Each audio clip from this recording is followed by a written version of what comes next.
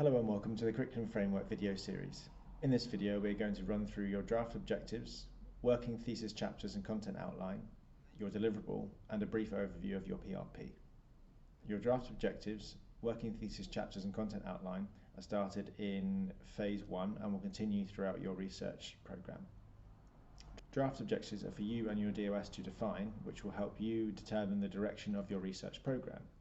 They will also help towards your research, making an original and significant contribution to knowledge, which is a requirement of the PhD.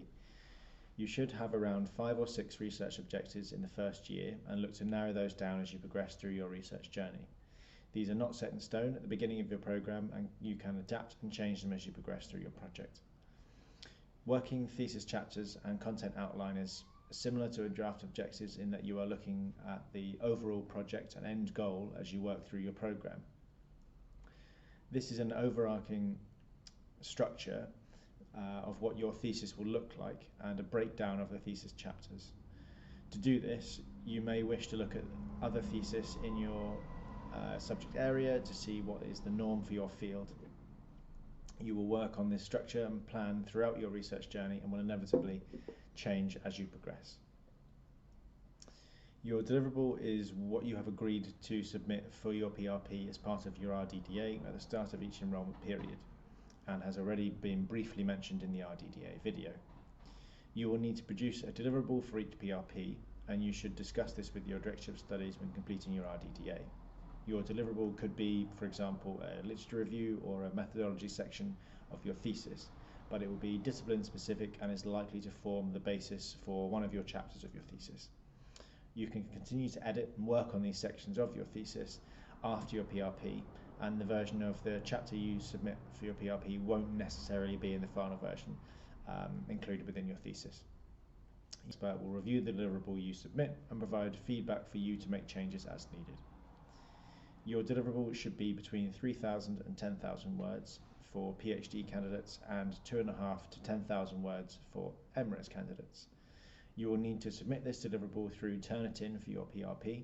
Please note it's only the deliverable that needs to be submitted through Turnitin and no other documentation for your PRP.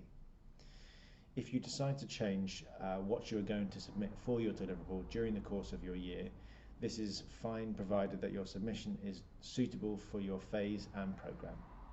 You will need to explain during your PRP why it has changed from what you stated in your RDDA and why you've submitted what you have. However, the panel will take everything into account. You can find more information on this on the Doctoral College student portal pages and in the Preparing for Your PRP video series located in the Recap Resource Hub. Your PRP is an annual progress review which you are required to pass to progress through the phases of your programme. For full-time PhD candidates and MRes candidates, your PRP will take place at month 9 of each year, and part-time PhD candidates, your PRP will take place in month 9 of years 2, 4 and 6. More detailed information on the PRP can be found in the Preparing for Your PRP video series available on the Recap Resource Hub, but we will go through an overview here. The panel will consist of an independent chair and subject expert who will both be members of staff from your research centre. In addition, your DOS or nominated member of your supervisory team will also be in attendance as an advisor to the panel. The PRP will assess what you aimed to achieve over the enrolment period in line with the expectations of the curriculum framework for your phase compared to what you actually achieved during that period. You will be required to submit a deliverable, as previously mentioned, along with the other documentation. The panel will review your submission and provide feedback during the PRP and will provide an outcome for your progression.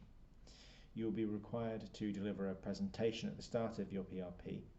This should be around 10 to 15 minutes and should talk your panel through the intended aims of the year and what you achieved.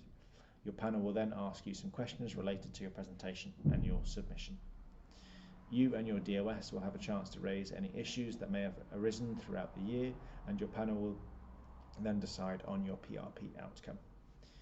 More detailed information, including the document submission and outcomes, can be found in the Preparing for a PRP video series, so please watch the videos available on the Recap Resource Hub and attend a Q&A session if you have any questions. Once you have undertaken your PRP, your enrolment will continue until month 12. During those 3 months, you will be continuing to work on your program, either by editing your work based on the feedback from your panel or progressing on to the next phase, in addition to the other requirements such as supervisory team meetings, development activity, logbook, etc. You were then asked to re-enroll at month 12. More information on the re-enrollment will be provided to you by the PGL Lifecycle team at the time of re-enrollment. Thank you for watching this video as part of the Curriculum Framework video series.